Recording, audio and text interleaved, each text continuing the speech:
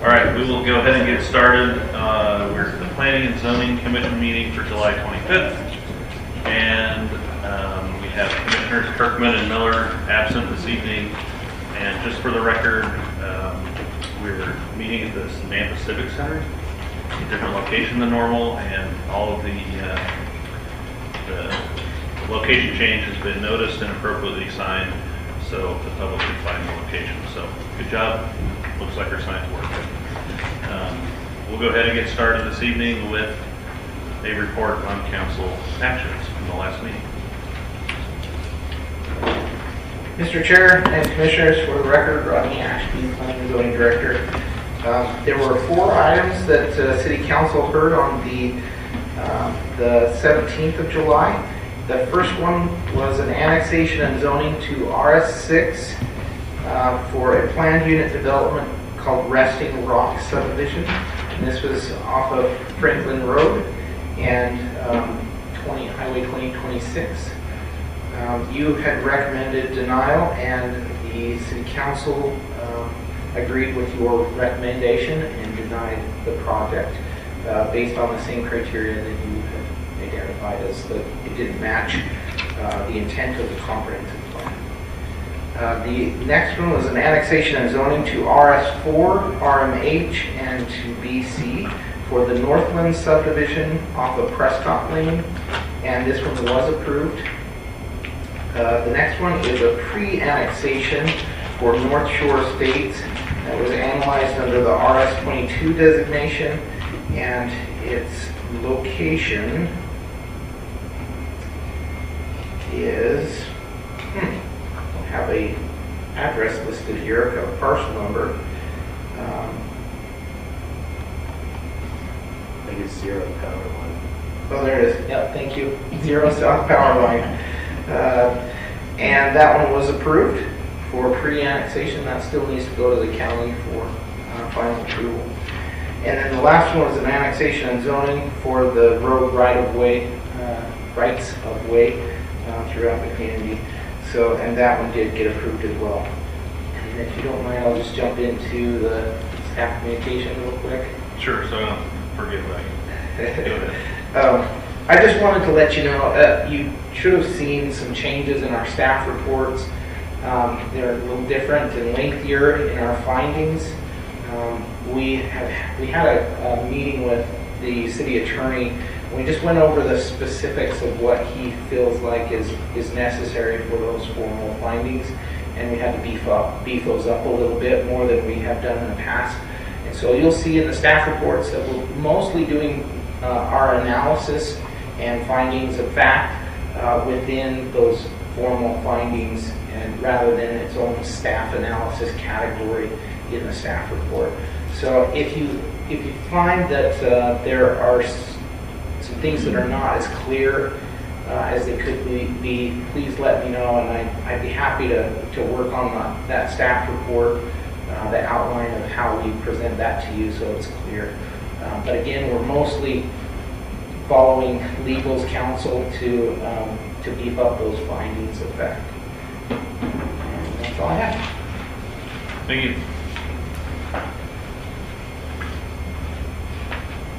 I would entertain a motion to adopt the consent agenda, unless there are any discussion.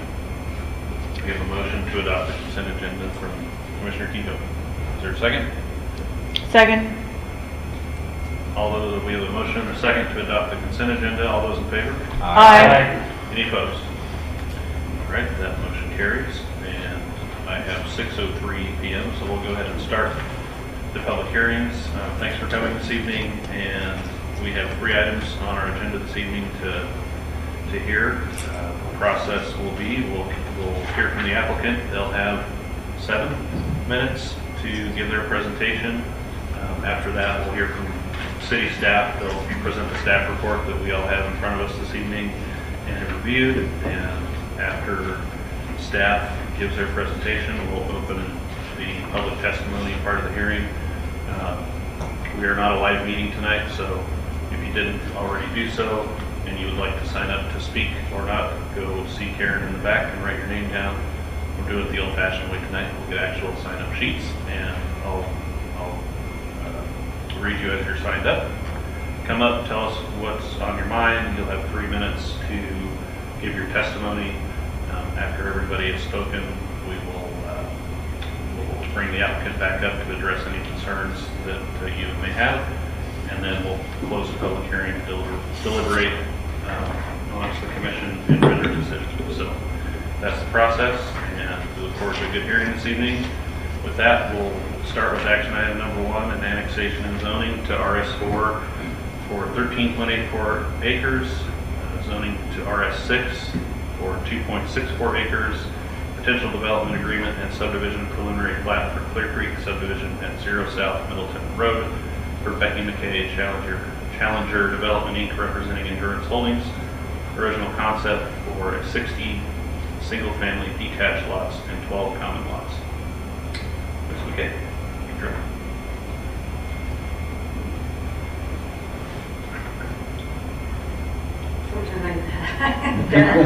You know, I'm getting old. It's like, is it better? I don't know. Becky McKay with Engineering Solutions, business address 1029 North Rosario in Meridian. And I'm here this evening representing an annexation, rezone, and preliminary plat for Clear Creek subdivision on approximately 16.48 acres. Is this working? The left button. The left Or button? sorry, the right button. The right button? Okay, I just want to make sure I'm using the right button. Thank you. So the property is located just south of Lone Star Road, and it's on the east side of Middleton Road, and then located north of Roosevelt Avenue. The Lone Star Middle School is directly west of the subject site. Here's a copy of the preliminary plat that's before you. We are requesting that the property is currently in the county zoned R1. We're asking for 2.64 acres of the property be rezoned and annexed to an RS6, and 13.84 acres to be annexed and zoned to RS4. And this particular project is all single-family detached homes. To kind of give you a little bit of history on the project, this property was part of an application that came before the city in 2022. It included an annexation, a rezone, and a development agreement, modification, and a preliminary plat. It also included 13.13 acres to the south that was already annexed and zoned into the city as BC. There was a development agreement on it for mini storage. We had proposed in that application 107 townhomes, 6 single-family lots, and 23 fourplexes, for a total of 205 dwelling units. The Planning and Zoning Commission did recommend approval. We got to the City Council. The City Council indicated that based on the public input, because there were quite a few residents at the council meeting who objected to the density. They didn't want to see rentals on this property. It was their desire that we be more compatible with detached single-family dwellings and to leave the BC intact. So the City Council did deny that application in 2022, instructed us, would be fine with detached single family, and we want your density to be under 4 dwelling units per acre. We did a new neighborhood meeting. We showed them this plan and discussed it with them. Most of the residents appeared to be pleased with the change. They welcomed the single family. They thought it was more compatible since we have single family to the west or to the southwest, and then we have single family to the southeast. They indicated that they wanted landscaping, vinyl fencing, a detached 10-foot walkway along Middleton Road for the middle school, and they encouraged the multi-use pathway connections and the ability for them to obviously have access to those public pathways. I showed them kind of a concept of the mini storage, if it were to become mini storage south of the project. just so they kind of get an idea, and they said, well, it generates less traffic than what was initially proposed, and we feel that the BC should stay. So what's before you this evening just is the property that is north of the BC. So the BC is being retained. We're designated on the update to the comprehensive plan medium density residential. Previously, this was designated high density residential. The city council indicated that they were not pleased with that designation and that it was their intent to change it. So they did change it to medium density residential, which allows us between 2.5 and 8 dwelling units per acre. It talks about creating pathways, creative designs, centralized open space, and amenities that will be utilized by the neighborhood.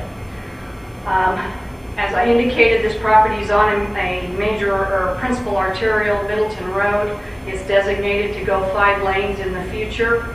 Our approach is right across from Lone Star Middle School, which was what we were instructed to do from the engineering department. Like I said, to the south is BC.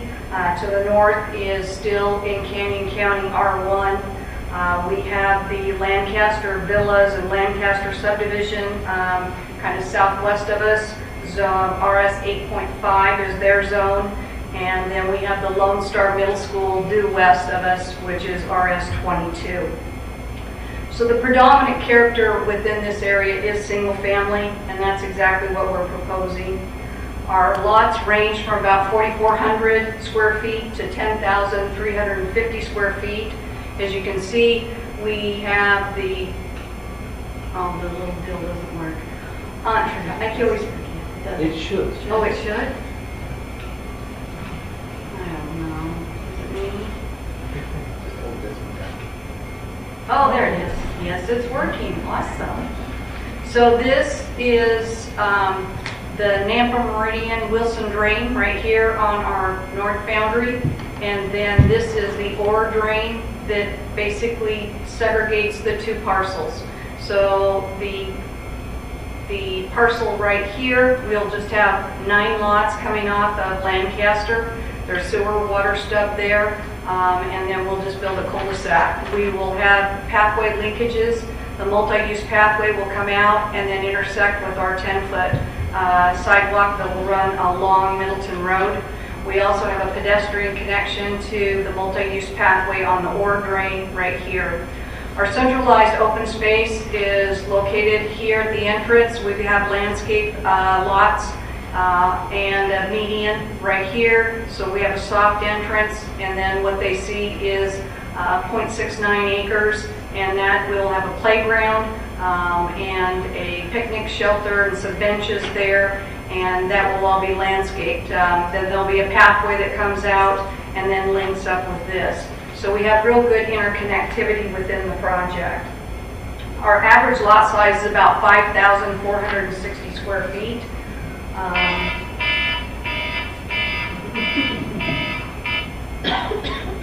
Was that me? You got it? Time up. 7 minutes. I will close. Geez, that's kind of bad. I will close that sewer and water and pressurized irrigation is all adjacent to the development, and your engineering department indicates that they have capacity to serve this infill parcel. I feel what we brought before the commission today is more in line with what the neighbors have asked us to do and what the council has asked us to do. And I'd ask that you support this project since it does comply according to the staff report with the comprehensive plan and with the ordinance as far as we have 17.9% open space, whereas we're required to have 15%.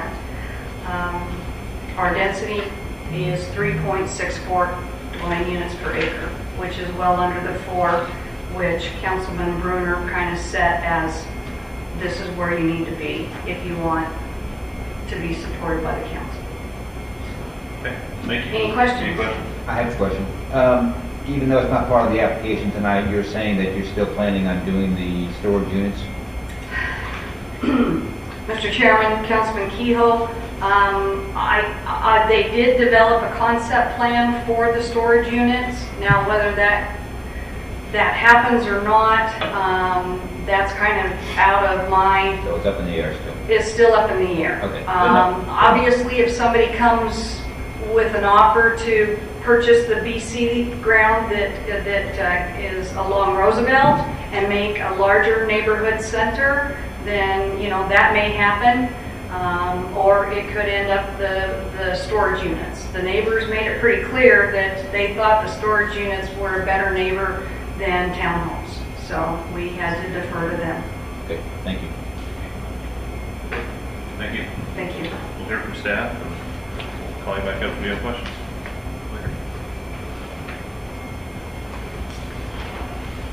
Christie. Everyone's had their caffeine, so I'm going to drone on for a little while. Thank you, Chairman and Commissioners. Christy Watkins, Principal Planner for the City of North. The action requested from you this evening is a recommendation of approval to City Council of annexation and zoning to RS4 and RS6 at 0 North Milton Road. This exhibit shows you exactly where those zoning lines are crossing. RS4 on the 13.84 acres is the red area, and the RS6 on 2.64 acres is the purple. So the surrounding zoning to the north is Canyon County, to the south is BC, as she indicated, and RS 8.5 where the Lancaster subdivision is. East is Canyon County property and RS 6 zoned single-family residential subdivision. And then to the to the west is RS 22 and the single-family residential subdivision. To the south, which is RS 6. So Lone Star Middle School is on RS 22. She went over the history of this project, so I won't take up your time there. There was a traffic impact study done based on the previous proposal. The proposed revised application is estimated to generate approximately 40 to 50% less traffic than the original. Therefore, the conclusions and recommendations of the study are still valid. In our capital improvement projects identified in the transportation plan, Middleton Road will likely be widened to 5 lanes sometime between 2023 to 2029. And then, of course, the traffic signal at Middleton Road and Lone Star has already been completed. This project will be subject to standard traffic impact fees as mitigation for its contribution to the regional traffic in the area. So we did have some public input. Most of it was supportive comments that were received and distributed to you either via email or from what you have in front of you this evening, but it did not make it into the staff report. The Nampa Meridian Irrigation District talked about the easements along the Ore Drain and the Wilson Drain and how they need to be protected and maintained. The Parks Department has requested that easements be provided for pathways along the Wilson and the Ore. GIS is requesting some street name changes. The Police Department has indicated that they recommend a commitment to fund 0.24 additional officers, which is down from previous, which was 0.9, and 0.08 support staff, which is down from the previously recommended for 0.3. The fire department says that the project is 1.2 miles away from fire station number 6, which is also a change because they were looking at fire station number 4 with the previous development, but since fire station number 6 is almost complete, now they're reviewing it based on that location. So it's 1.2 miles from there with a response time of about 5 minutes. They see an increase in personnel demand of 0.18 firefighters, which is down from the previously recommended at 0.408. The engineering division has provided their standard plat comments about traffic, access, utilities, drainage, etc. And they have listed their conditions of approval. So as far as the analysis goes, like Rodney had said, we kind of redid our staff report, and so we're going to go through this as if, we're pointing out the facts of how we came to the conclusions that we came to, and then I'll make the conclusions at the end. So the comprehensive plan indicates that this is medium density residential with a density of 2.5 to 8 dwelling units per acre. There are a number of guiding principles found in the comprehensive plan that are outlined in your staff report. A few of those being a definition for density, smart growth principles, building design, housing affordability, and the need to provide single-family housing with the strategies on how to achieve that. The comprehensive plan also defines compatibility, residential areas, and the term infill. All of the guiding principles that are outlined in the comprehensive plan are found by staff to be met by this project. For the zoning, this project was reviewed against Title 10, Chapter 8 for bulk standards and Chapter 3 for allowed uses. The proposed RS4 and RS6 zoning districts are permitted zones under the comprehensive plan future land use designation and allows for single-family dwelling units per Chapter 3. Homes built in this development will match the area in standard building construction, pitched roofs, garages, yard areas with trees and landscaping, and all the structures will meet the required setbacks as outlined in Chapter 8. Uses that currently exist within a quarter mile of the proposed development include the middle school, large county residential lots, and smaller medium-density lot subdivisions that are within the city limits. So as far as the preliminary plat is concerned, staff finds that there are city services and utilities available to this property. Upon annexation, they will be required to dedicate right-of-way along North Middleton Road. The number of buildable residential lots is 60, which creates a gross density of 3.64, which falls within the requirement from the comprehensive plan and is compatible with the surrounding developed properties. The bulk requirements, in the RS4, they're not allowed to have smaller lots than 4,000 square feet, and 6,000 in the RS6. The smallest lot proposed is 4,400 square feet in the RS4 and 6,005 square feet in the RS6. Then we do have maximum lot sizes. So in the RS4, they can't go over 8,000 square feet. The largest one they show is 8,132. And for RS6, they can't go over 12,000, and the largest one they show is 10,085. The lot widths are compliant with code. The lot depths are also compliant with code. The number of common lots equals 12, and the number of buildable lots equals 60, which creates the gross density, as I mentioned. There is a 25-foot landscape buffer that is required along North Middleton Road. The landscape plan has been reviewed and approved by the city forester. There's 15% qualified open space requirement. Qualified open space is provided on 2.95 acres, which is 17.9% of the gross project. Amenities should include pathways with internal connectivity and open gathering areas, gazebo, and playground. So for annexation, we have two criteria that you have to find. All private landowners have consented to the annexation.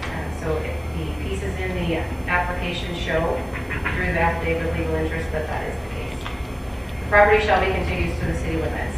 As shown on the zoning map, this abuts the BC zoned property to the south and also the Lone Star Middle School RS22 zone property to the west.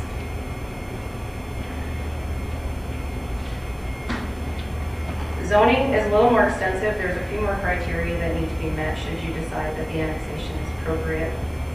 So the proposed zoning map is or would make a change on the land use map, which would establish an area of zoning that is the same or compatible to the immediately adjoining districts.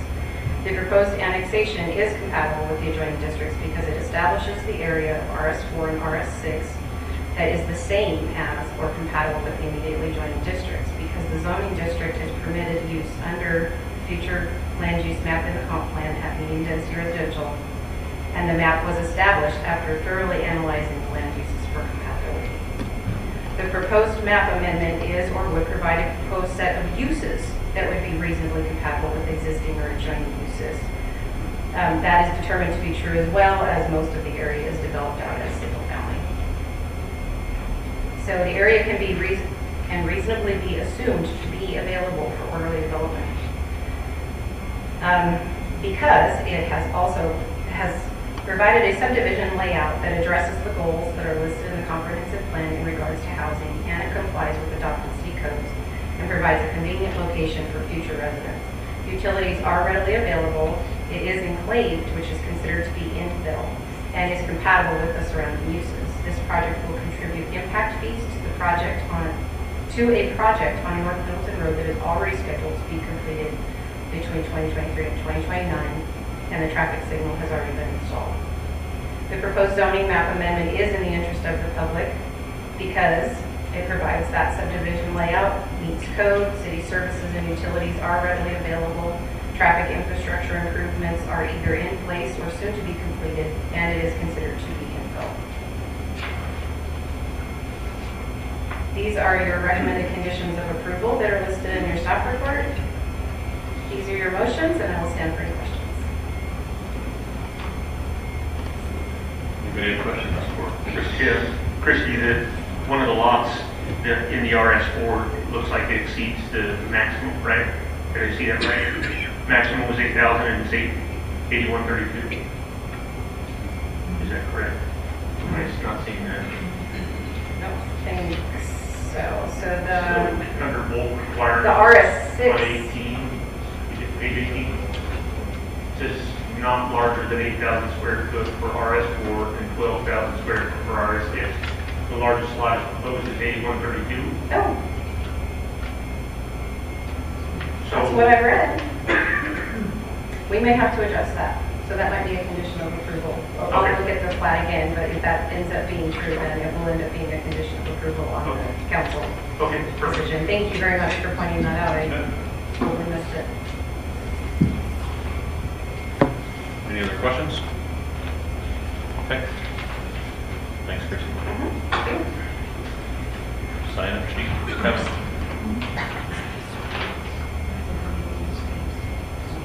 Daniel's here, you know. I was told it wasn't my job today. Okay. All right, we have some people signed up this evening to speak. I'll start with for the proposal, Becky McKay. You've already spoken, so you'll defer till the end if we need you. Is that correct? Okay. Cheryl Higley signed up for the proposal. Would you like to speak? All right, come on up. You have 3 minutes, and hopefully Rodney picked a nicer alarm for you. I did not, I'm sorry. No, that's okay. Treat everyone fairly. Don't take it personal. Hi there, I'm Cheryl Higley at 12441 South Abbott Downing Way. Good evening, Planning and Zoning Commission and Chair. I just wanted to speak tonight and say that we're very thankful that the developer listened to the concerns of the City Council and the citizens and has significantly reduced the number of dwelling units and replaced some with an already approved RV and storage facility. So there will not be nearly as much traffic generated by this development. At the same time, the density of the dwellings was reduced as well. While the lots are quite small, they will be detached single-family homes, which is what the neighbors desired. The neighbors also had expressed concerns that the dwellings would be rentals.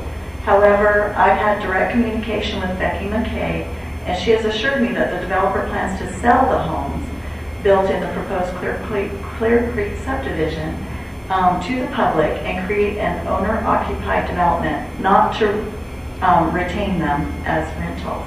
Therefore, I would ask that she confirm this for the public record tonight when she speaks again. Due to these positive modifications, the neighbors that I've communicated with and myself are in favor of this development and ask that you approve it. That you recommend to the City Council to approve it. Thank you so much for your consideration. Thank you. All right, next we have Belinda McBurney. Signed up in favor. You're coming up. Perfect. You already have my email, but I just wanted to say it in person. You need your name and address. Oh, sorry, Belinda McBurney, 11914 Iowa Avenue. And I just wanted to say I'm really happy, delighted, because one of my biggest concerns was the children's safety. And I had spoke about that previously, and I also went out and filmed what was already going on in the morning time, and in the afternoon Cheryl filmed. So this is just wonderful that the children's safety was put before everything else. Money, traffic. I mean, the traffic is just going to be so much reduced. And everybody I've talked to And I talked to quite a few who are very happy with this change.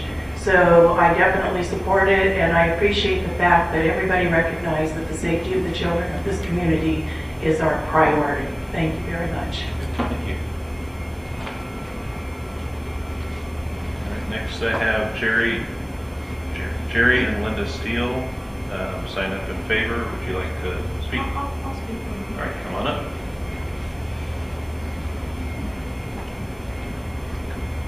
Linda Steele, 1219 South Spring Valley Drive, Nampa. I was one of the ones that spoke brutally against the previous application. But I just basically want to say the same thing that Belinda and that Cheryl have said. I don't need to repeat it. We're happy to have it be more cohesive with the area. This will bring less traffic. So for all those reasons, we're really happy. I don't know, the only thing I have to say is I don't know what criteria is used for determining how many additional fire or police that you need. But I will tell you, in my neighborhood, which is not far, we've had some activity. And when we call the police, they say, we do not have resources to service what's going on. So I don't know if there's anything that can be done there. That's something you all have to talk about. But I do want to bring that up, that it is a problem to the fact that we've had fire trucks and ambulances unable to get into our development because of people parking in no parking zones, and the police can't help us. We've actually had to go to the mayor lately about it. So I don't know if anything can be done, but I do want to bring that up for the record. Thank you very much. Thank you.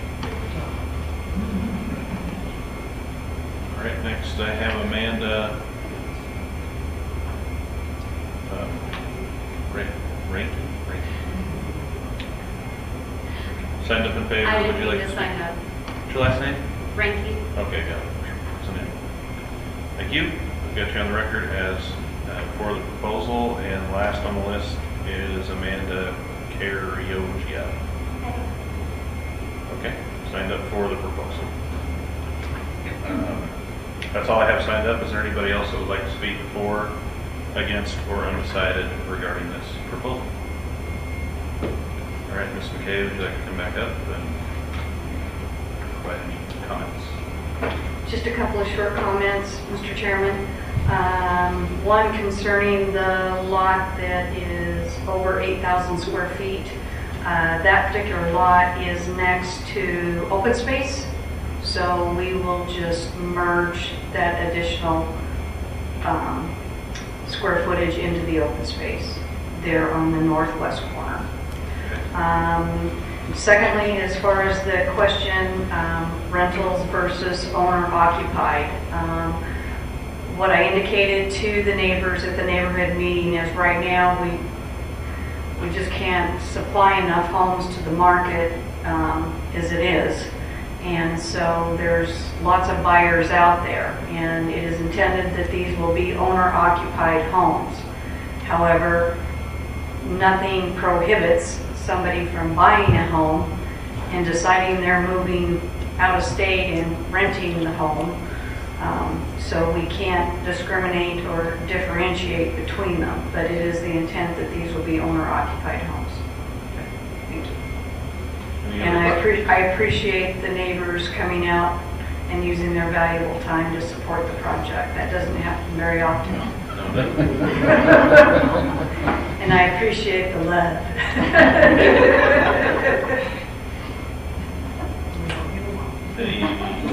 Any questions for the applicant?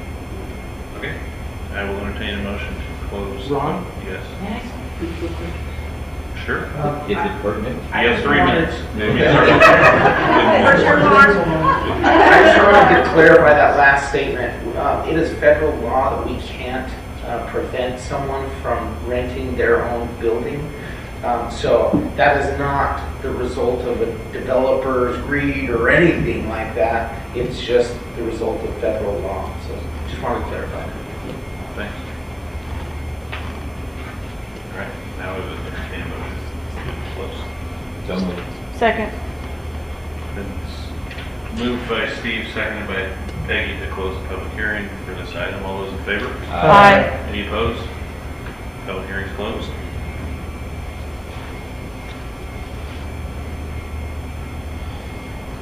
Well, I'd like to second the fact that the neighbors don't usually come back and say it's okay. So we appreciate you doing that. It makes me feel better.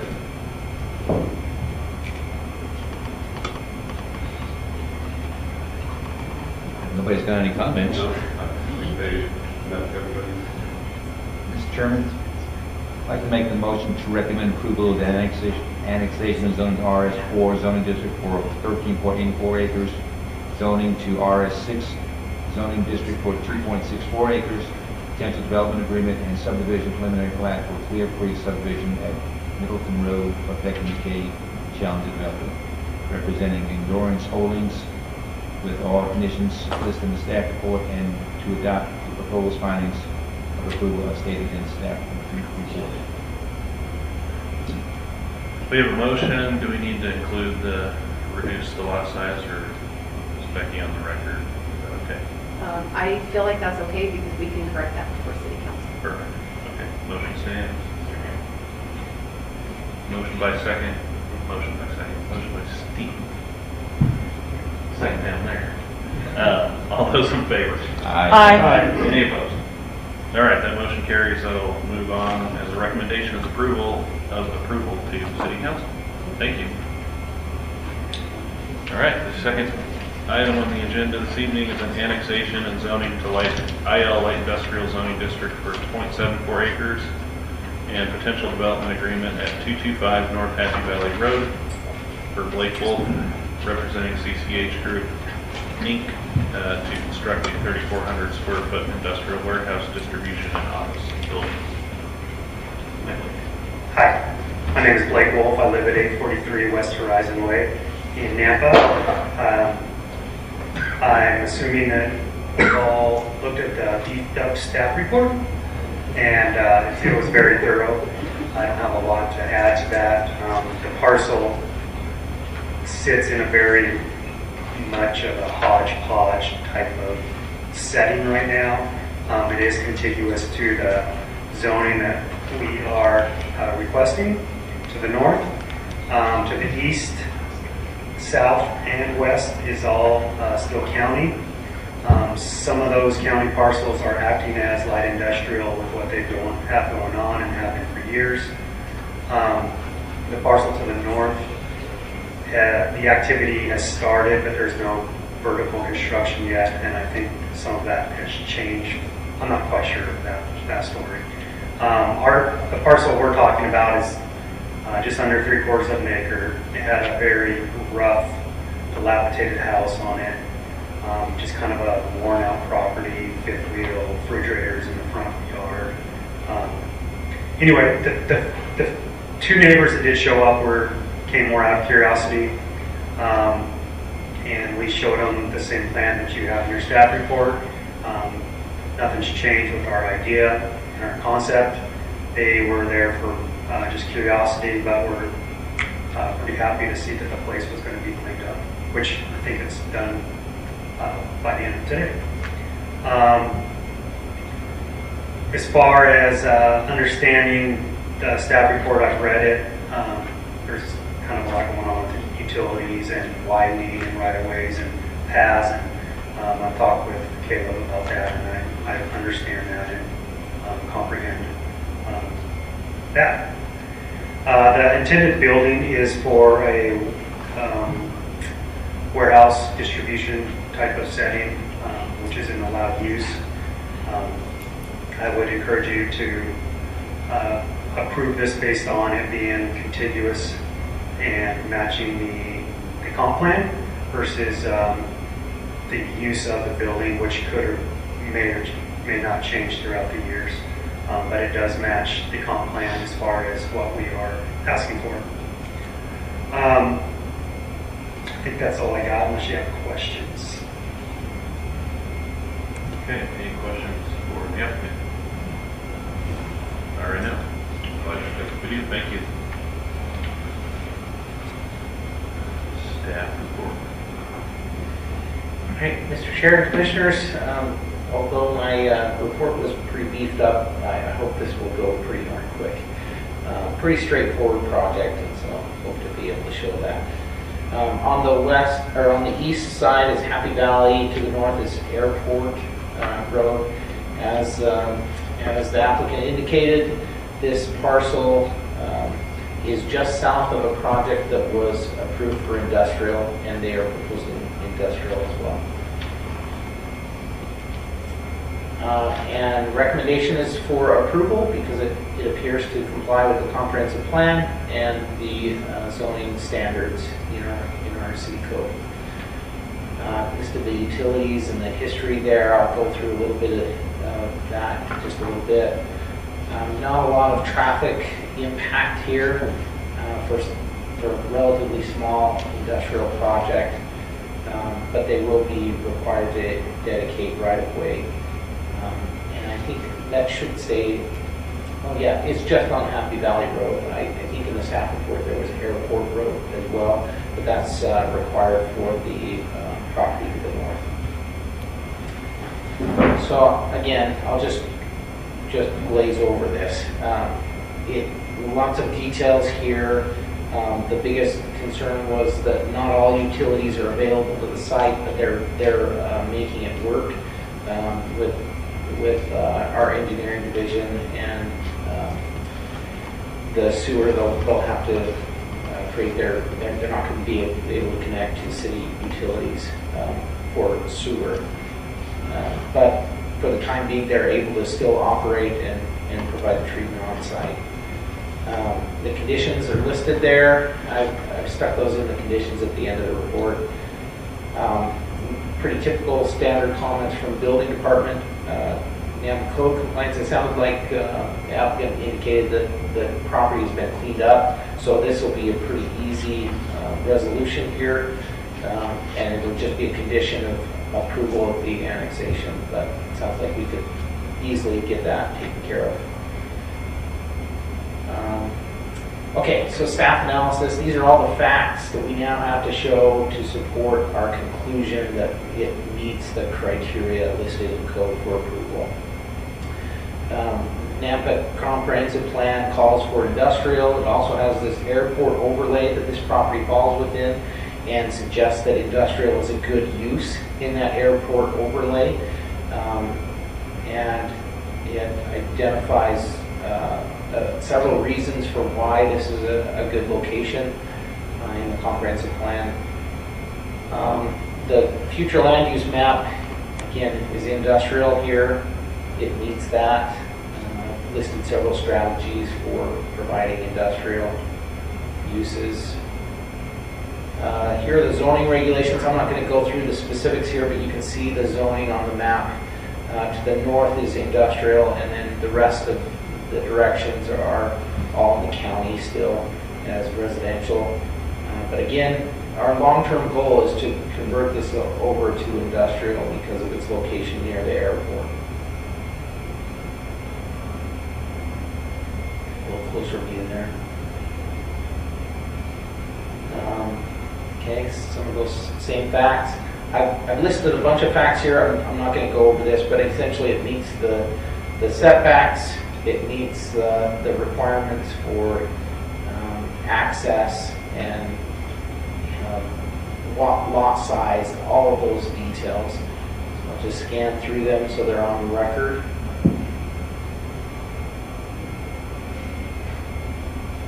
And then again, the utilities are shown here.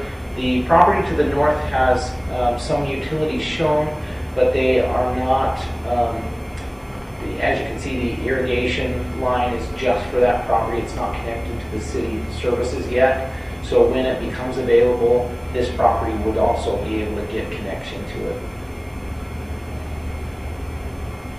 And then I listed quite a few details from the comprehensive plan about compatibility. The main point I want to make here is that compatibility it is not the same. Compatibility just means that, well, there's lots of details listed in the comprehensive plan about how to reach compatibility. You can do it through scale, architectural features, landscaping, setbacks. There's lots of different ways to create compatibility. And those are all outlined in our code as well as in our comprehensive plan. So I feel like this meets that. And these are the findings and my conclusions for each of those criteria that must be found. And then here are the recommended conditions. And here's the proposed motions for your consideration. Stand questions if you need. Any questions? I got a quick one for you, it might be pertaining, but that property to the north there, around the corner of Happy Valley and Airport, that they're got Happy building back, he said back there for quite some time. Didn't they bring the sewer, were they going to bring the sewer from Mission Aviation? Because it goes, I know the sewer out of Mission Aviation goes almost to the back of that property, I thought. I just wondered if they brought it, I thought that's where they were bringing it over for that lot. Are you referring to the one just to the, Yeah. over here across the street? Yeah, I thought. Yeah. Yeah, it does stop at the intersection. I don't know if you can see that real clear there, but right here is where that ends. And I could be wrong, but isn't it in the back of Mission Aviation as well, Denton? So the sewer there that goes into Mission Aviation Loading, it does not extend all the way to the edge of Mission Aviation's property, and the sewer there is at such a grade that it would not be able to come back and service that. There was, when it was installed a number of years ago, when it originally came out to serve the trailer park there, there's a lot of rock there, and they were allowed to bring it up some, and so that's. I just knew the line back there, it was fairly close to that back corner, so that's what I thought they were putting. Yeah, no, it's farther to the. Which one's Let me get back to the main site there.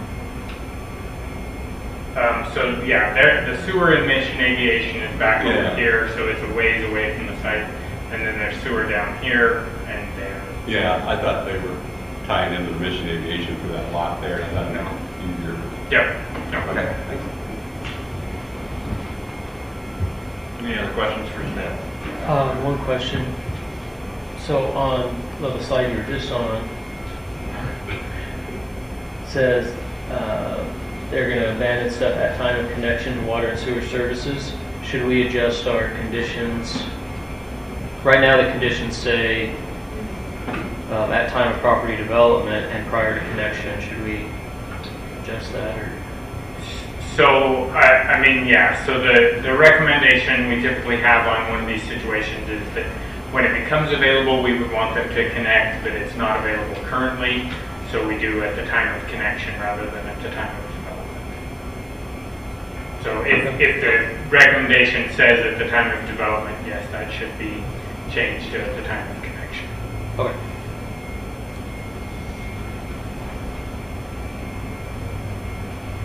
Okay, any other further questions? She's got the sign up sheet. Where are you going? Here for people that are signed up. Or there aren't.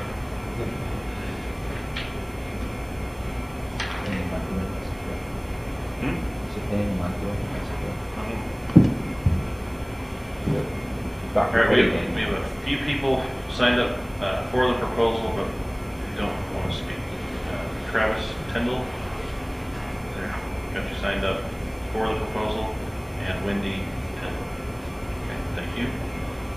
Blake, do you have anything to add, or you want to come back up? Unless you have questions. Well, let me just ask anybody in the audience if they'd like to speak for or against or undecided on this proposal. Okay, anybody have questions for Mr. Wolf? All right.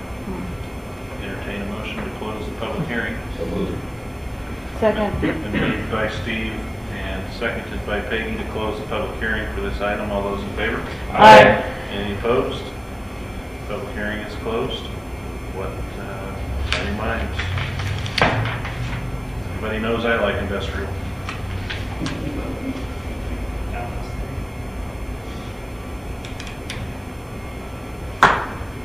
Well, Drew? I'm glad it's not a 300,000 foot building, but 3,400 is a little more what people need. Mike, you really got a problem with this? Okay. Mr.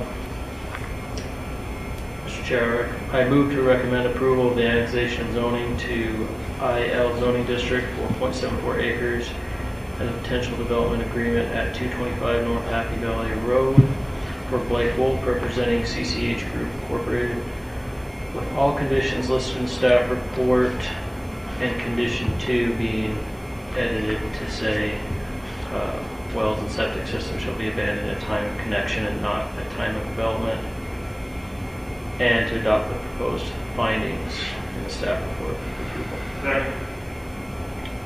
The motion from Drew and a second by Matt to approve this, to recommend approval for this item to go to City Council. All those in favor? Aye. Any opposed? All right. Thank you. Thank you. That'll go on to City Council. Thank you for coming.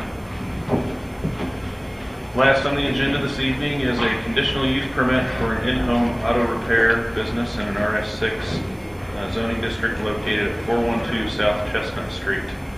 For Jose Echeverria, applicant, come on up. Tell us your name and address for the record, and then, Yes. My name is Jose Echeverria. I live in 412 South Chestnut Street. And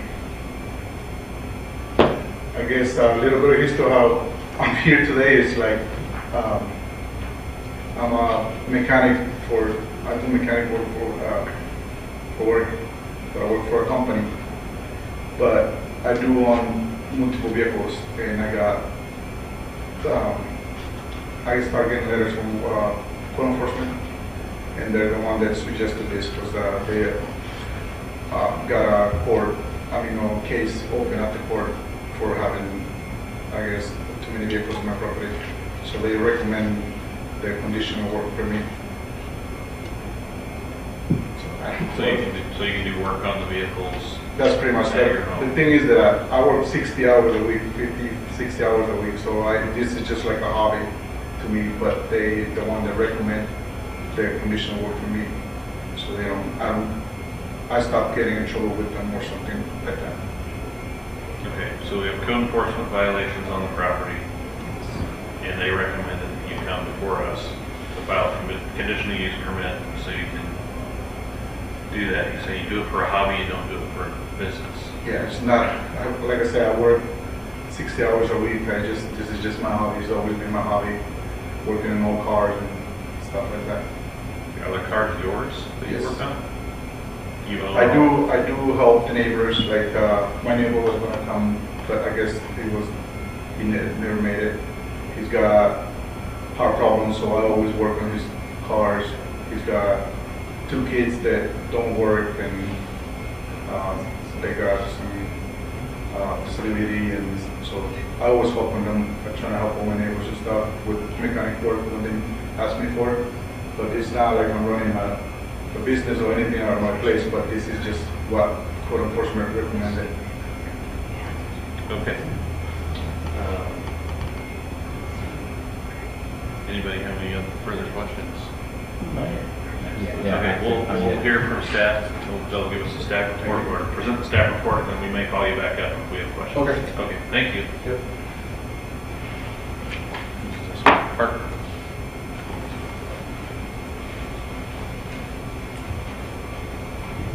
Thank you, Chairman, Commissioners.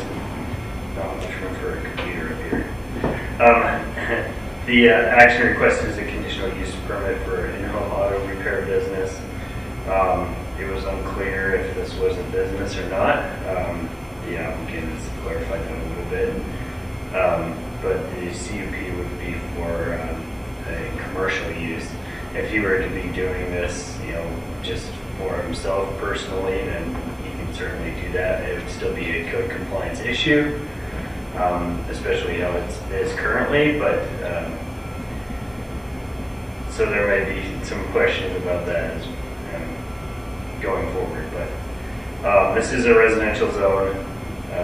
Conditional use permits for a home occupation needs to be compatible, provide a successful operation of the area.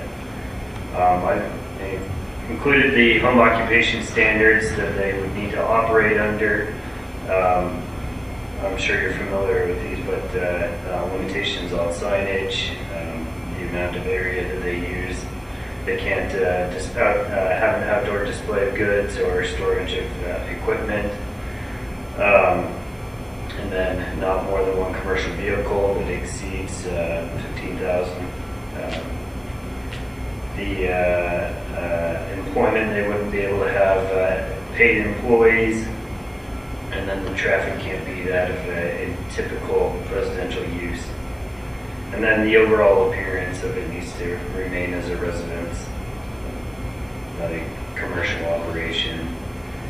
The complaint procedures, upon receipt of 2 complaints of properties within 300 feet, it would be investigated by the city and the CUP would be revoked.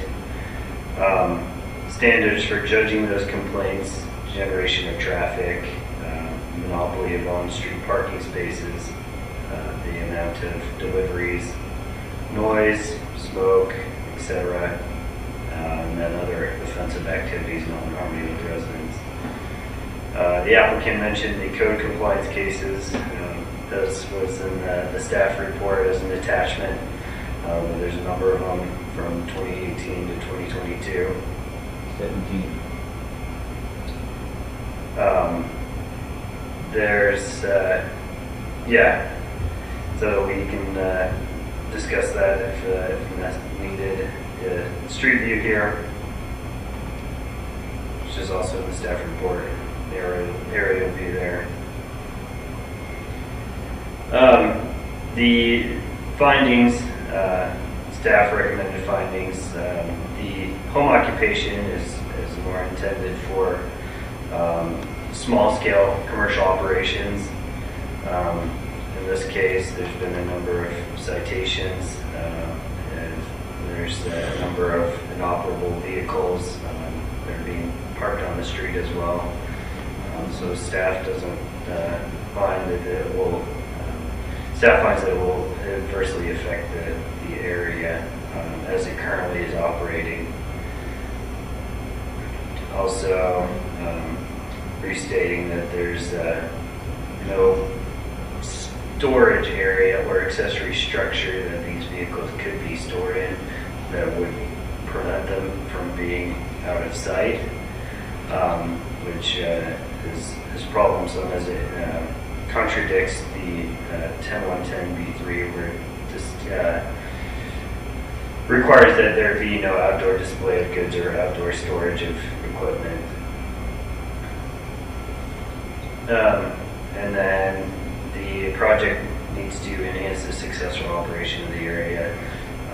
As was discussed and noted by code compliance, there's a number of vehicles that are parked in the street.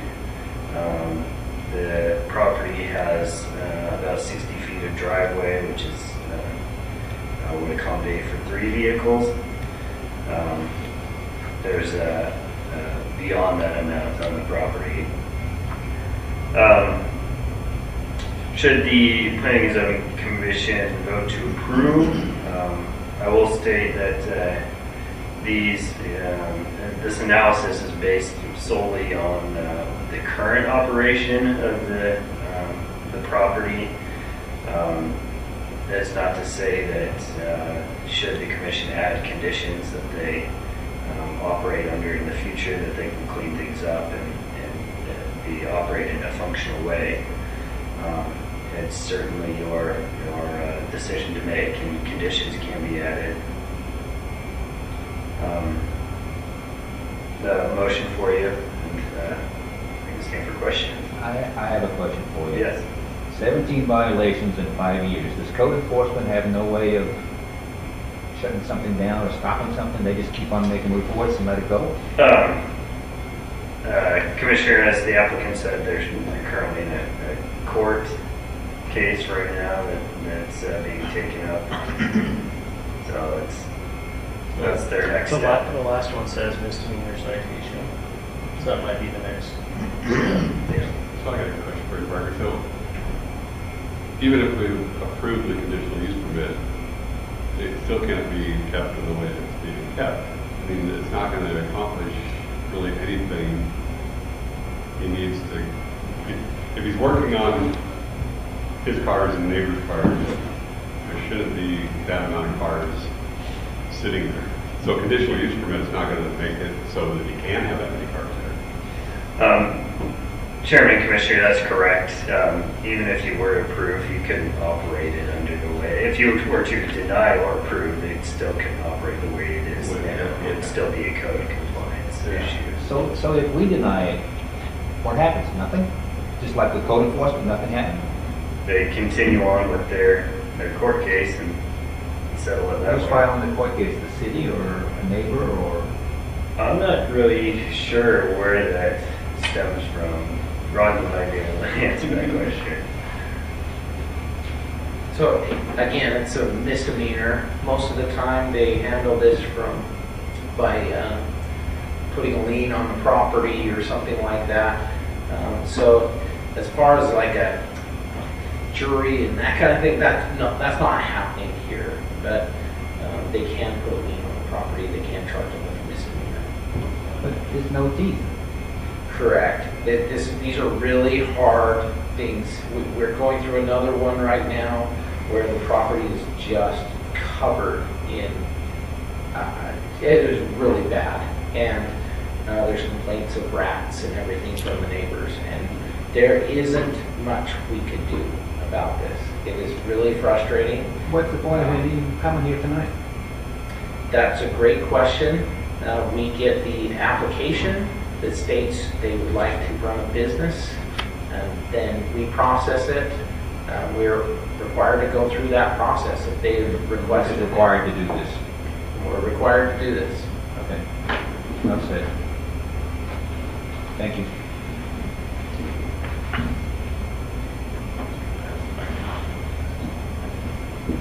So any other questions for Commissioner right now? All right, we'll move on to public hearing, public testimony.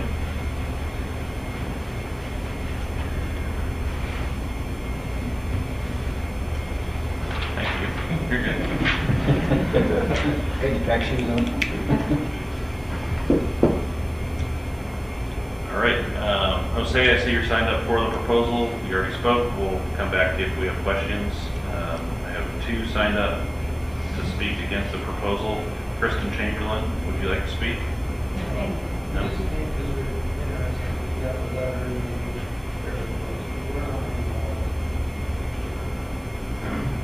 That was Michael, for the record, and he signed up against the proposal as well. Both don't wish to speak, so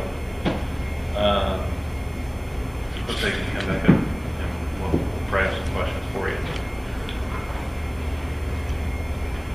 So the purpose of a home occupation conditional use permit is so people can run a business out of their home, right? You understand that? Well, I didn't know that. I know that now. Okay. So are you gonna run a business out of your home? I'm not running a business out of my place, and I actually, this is what, like I said, this was a suggestion for the code enforcement compliance, so to process the case that they got against me, but I'm actually planning to move to a rural area because I own a service truck and I got a service truck from my work, so I'm pretty sure that's what main issue of the people that might be against this because I got two not big rigs but like quite on size big. They're now over 16,000 pounds on my property pretty much. Yeah, but you also have vehicles strung around the property. That's code enforcement's issue, right? And it's because you're in the city of Nampa. So the code enforcement, when I first bought the property, suggested building a fence because I had my boat and 3 classic cars. I don't know if you can see them in the picture, but I got them against the fence that I'm slowly bringing back to life. And I do have my pickup and my 2 service truck that, like I said. Okay.